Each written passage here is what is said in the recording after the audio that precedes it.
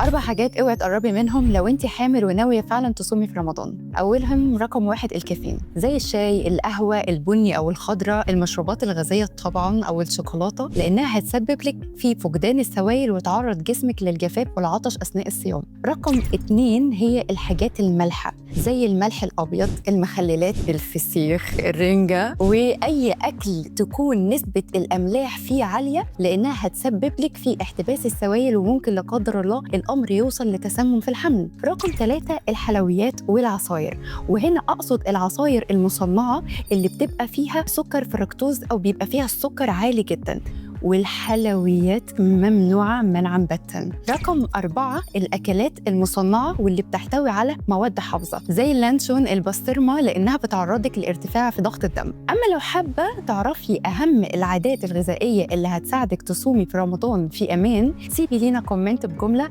حامل في رمضان، وتابع معانا الفيديو اللي جاي.